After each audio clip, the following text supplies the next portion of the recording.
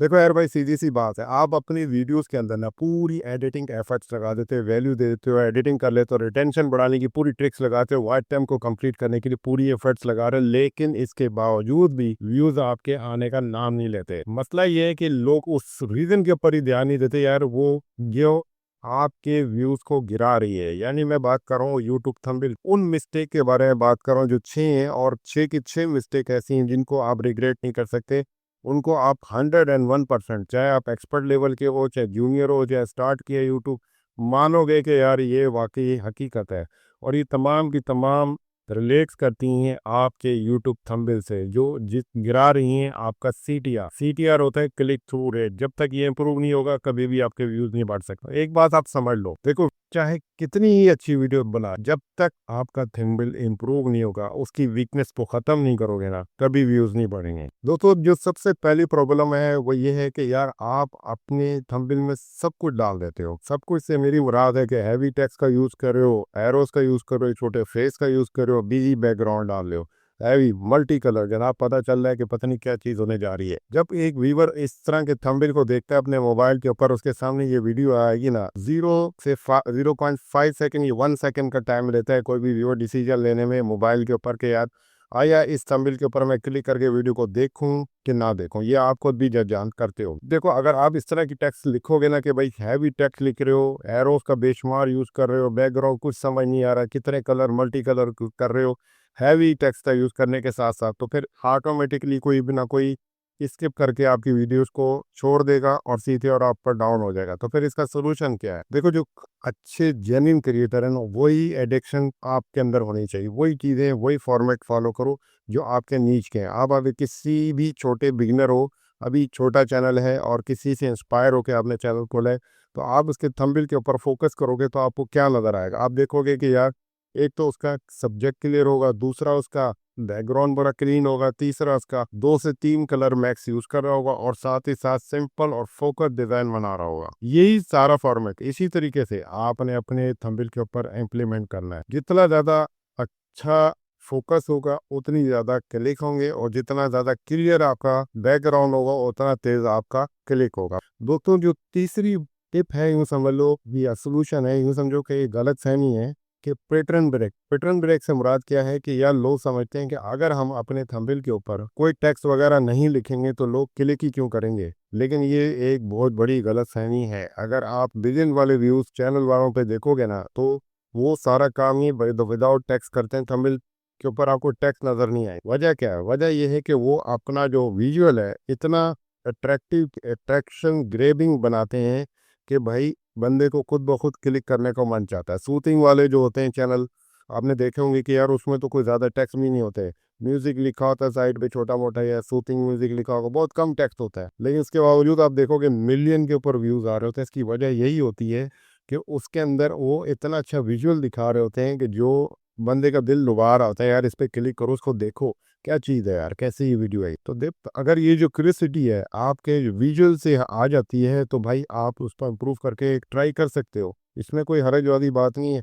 लोगों की गलत फहमी कि टेक्स्ट लिखेंगे इसके बगैर क्लिक नहीं आएंगे, ये एक ट्राई करके देख लो। अगर आपका चलता है ये पैटर्न तो भाई इसमें कोई एतराज वाली बात नहीं है। तो जो फोर्थ मिस्टेक है दोस्तों, जो फोर्थ मिस्टेक है वो इससे भी ज़्यादा हैरान कौन है, और ये है कि आप देखते हो कि जो नए नए क्रिएटर है ना, वो थंबनेल के ऊपर पूरा ही सब कुछ ही लिख देते। यानी कि एक थंबनेल को जब एक व्यूवर देख रहा है तो उसको पूरी स्टोरी ही पता चल रही है, क्यूरियोसिटी नहीं है। देखो, इतने ज्यादा थंबनेल के ऊपर आप टेक्स्ट लिख दोगे ना, तो ये मोबाइल के ऊपर रीडेबिलिटी ही नहीं होती, यानी कि रीडेबल ही नहीं होते। व्यूवर, मैंने बताया स्टार्टिंग में कि बहुत सेकंड, 1 सेकंड भी मैं ज्यादा बता रहा हूँ कि उससे भी कम टाइम लेता है कि आपकी वीडियो के ऊपर क्लिक करे या ना करे। अगर उसके माइंड में ही थोड़ी सी मतलब हलचल नहीं मचे कि यार मैं, मेरा दिल चाह रहा है इसको क्लिक करके जानूं, तो फिर भाई वो, अगर ये नहीं होगी तो फिर वो क्यों क्लिक करेगा? आप सोचो खुद। सीटीआर डाउन होना कर बनता है। देखो, अब जब तक आप अपने टेक्स्ट को ज्यादा बढ़ने के बजाय 2 से 3 पे रखोगे ना, आप बड़े क्रिएटर को देख लो, उनका जो मेन होता है सब्जेक्ट वो बोल्ड बिगर होगा, और जबकि सब टाइटल छोटे छोटे होंगे। इसके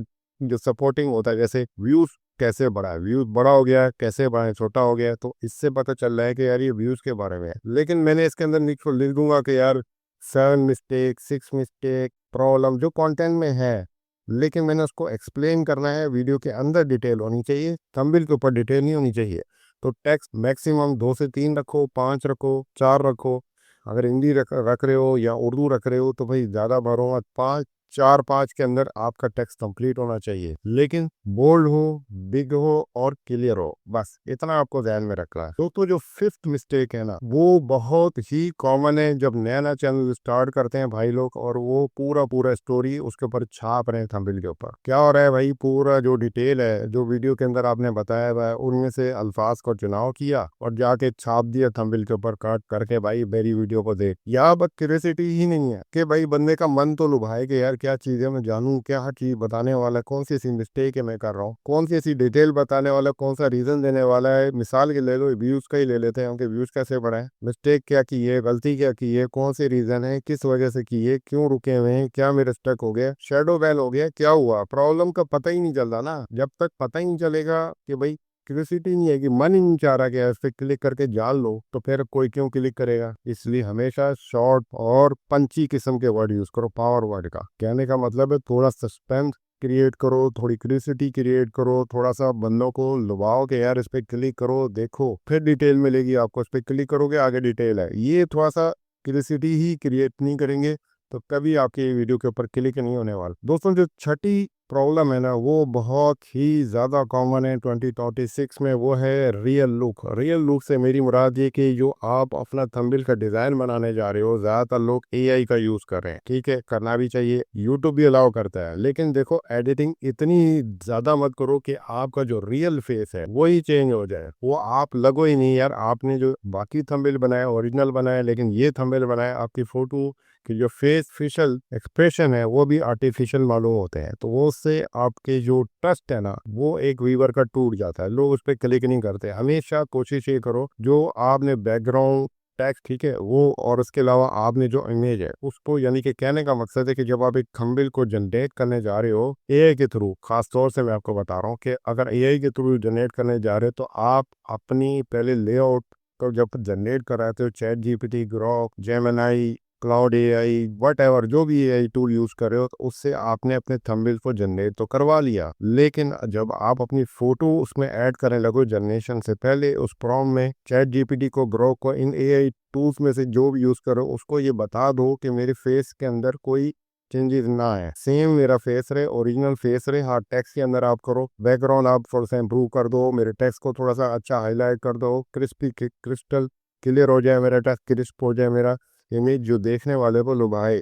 लेकिन आइकन का भी लिमिटेड यूज, एरोस का भी लिमिटेड यूज, ओरिजिनल फेस का यूज, फिर आप देखो क्या जादू आता है। थ्रू दे रहा है तो भाई इनमें से किसी भी टूल का यूज करो, लेकिन अटेंशन ग्रेबिंग क्रूसिटी के साथ टेक्स्ट को भी फोकस करते हुए और सब्जेक्ट को भी बड़ा रखना है और क्लियर रखना है, और जो बैकग्राउंड है उसको बिजी भी नहीं रखना।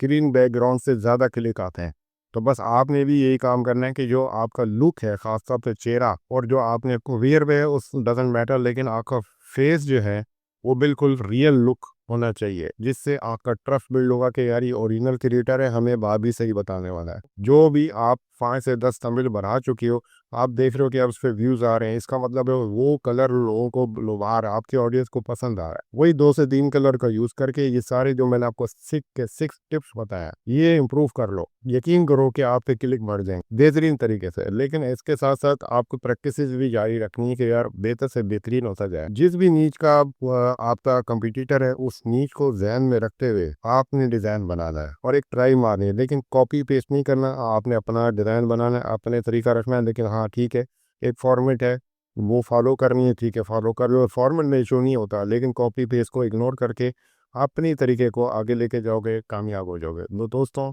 ये है वो ट्रिक और ये वो 6 मिस्टेक्स थी जो मैंने बताई यूट्यूब थंबनेल पे। अगर आप क्लिक करवाना चाहते हो, बढ़ाना चाहते हो, इनमें से कुछ भी ट्राई करोगे इंशाल्लाह आपको रिजल्ट मिलेगा। मिलते हैं नई वीडियो में नए टॉपिक के साथ, और साथ ही साथ इन दोनों वीडियोस को भी देख लेना जो आपके सामने आ रही हैं, ताकि आपकी इंफॉर्मेशन में भी मज़ीद इजाफा हो। मिलते हैं नई वीडियो में नए टॉपिक के साथ। अल्लाह हाफिज़।